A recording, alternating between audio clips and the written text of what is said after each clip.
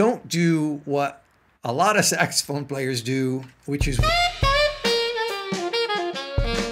Jay Metcalf here with another BetterSax video. Today is a question and answer session. I'll be answering your questions about saxophone necks, switching between the different horns like alto and tenor, when to upgrade your mouthpiece, and how often you should be taking your saxophone in to visit the repairman.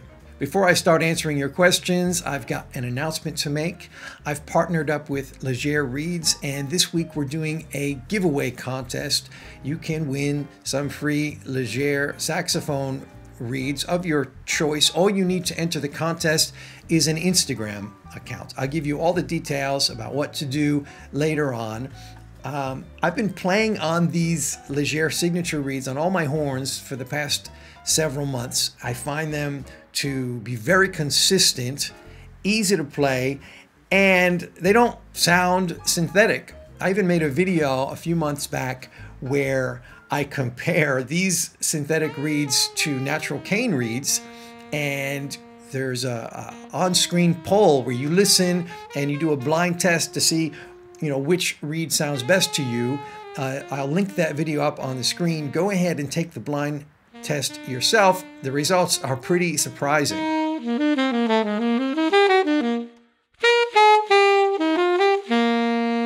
Okay, our first question comes from Ben in Canada, and actually he's got a few questions. So he asks about necks. Is changing a sax neck, does that make a big difference in the sound?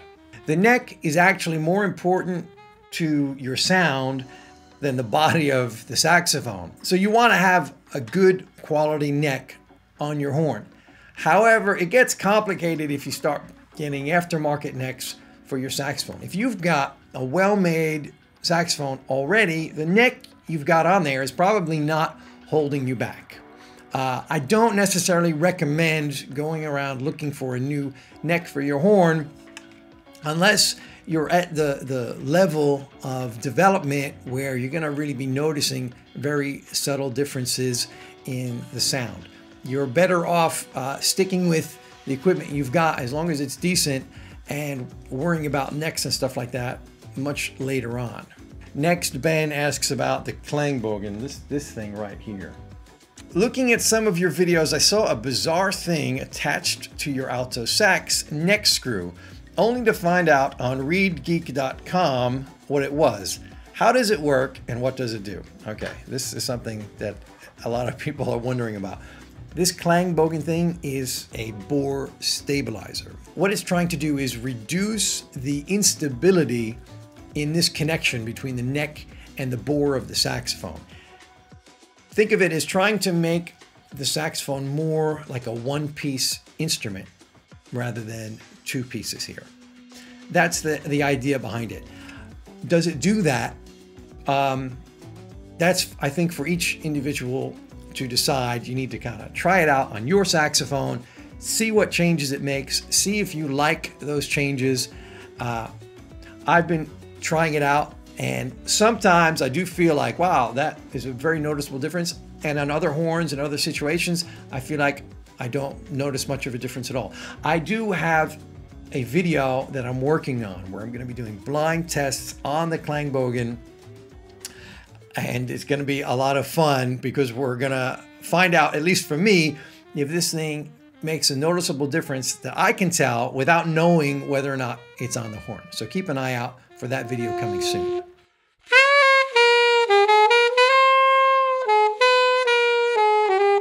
Okay, now Ben has a third question. Maintenance. How often should you make a checkup on your instrument? Is there a rule of thumb? Okay, when I used to work in shops repairing saxophones, we would generally tell people when they would ask that question, try to come in twice a year, once every 6 months, maybe with the change in seasons if you live somewhere where there's an extreme temperature change or humidity change.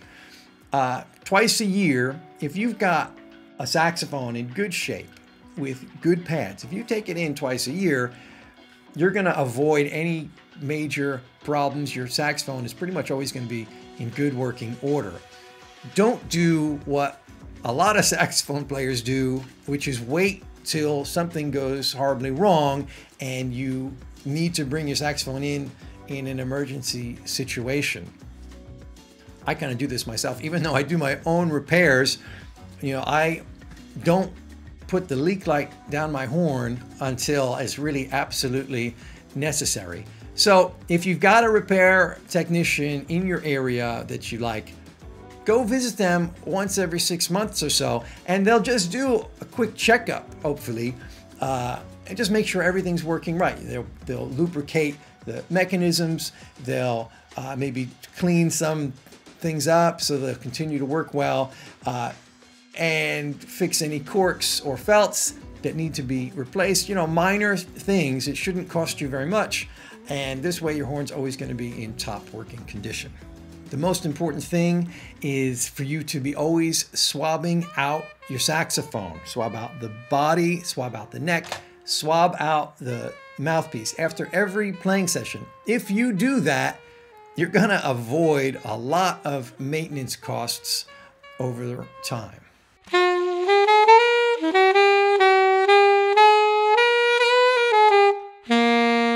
Okay, our next question comes from Joel. Joel says, I've started your pentatonic course and I'm practicing every day. And even though my mouth hurts a little bit, probably too much pressure on the mouthpiece, I'm building up some strength. I have some interest in purchasing a tenor saxophone and playing both the alto and the tenor. I've received very conflicting advice from people I admire and respect. One opinion is that I should not touch the tenor for a long period of time since the mouthpiece and embouchure are different from the alto. They think I should just focus on the alto for up to a year before starting to practice on the tenor as well. The other opinion is if I enjoy it, go for it. The more the better, and exposing myself to both instruments early on is all positive, no negative experience. If you have any thoughts on this, you are my teacher after all. Thanks, Joel. Okay. Joel, this is a great question, and it's one I get all the time. So as far as the conflicting advice you're getting, on the one hand, stick with one saxophone at a time, focus on that. And on the other hand, play as much as you want, it's all good. My thoughts are they're both right, depending on your goals, okay? If your goal is to develop a really, really beautiful, solid sound, then it makes sense for you to focus on one instrument for a while instead of going back and forth, let's say, every day or something. You'll learn a lot from really focused practice on sound with one instrument. You need time to get your reed and mouthpiece set up just right, to get comfortable with how the instrument's working, how you're voicing the different notes. There's a lot of things, and focused practice with one instrument for a long period of time is a good way to get there. On the other hand, if your goal is just to enjoy playing the saxophone and you want to have different horns and play them, then there's nothing wrong with that either. I do switch back and forth between alto and tenor. But when I'm practicing, I will stick with one daily for months or even years, because I do want to make as much progress with the sound on that instrument as possible. It's important to point out that even though you can learn how to play the alto saxophone, for example, and then just pick up a tenor and blow into it and you're kind of ready to go, you'll get a sound and you'll get the notes.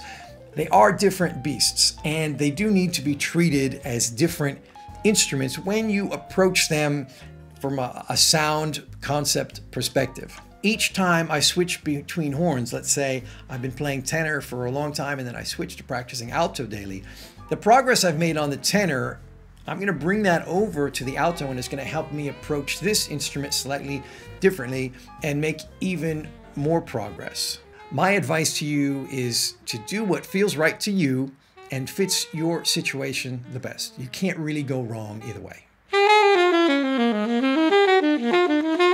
Okay, this question is from Gary. Gary says, about those mouthpieces you're going to test, give us some guidance on where along the way to enlightenment we should consider the right time to purchase such a mouthpiece.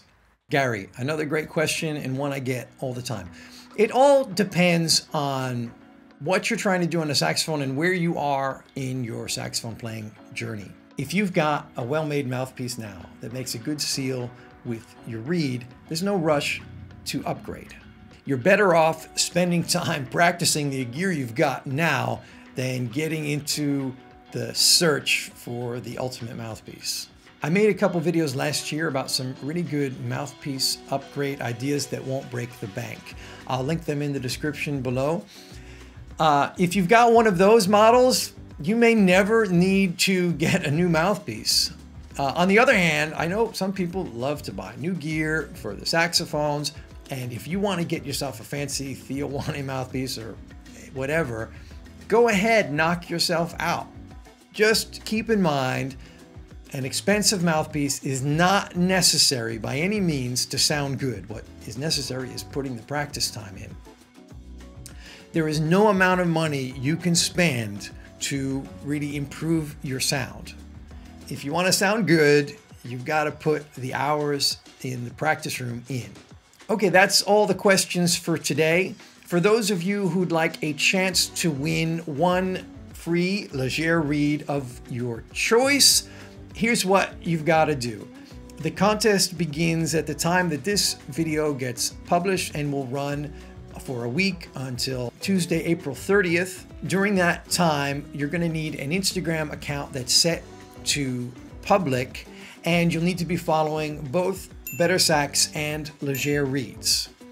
You'll then need to post a picture of anything that inspires you musically and include the hashtag Leger BetterSax contest.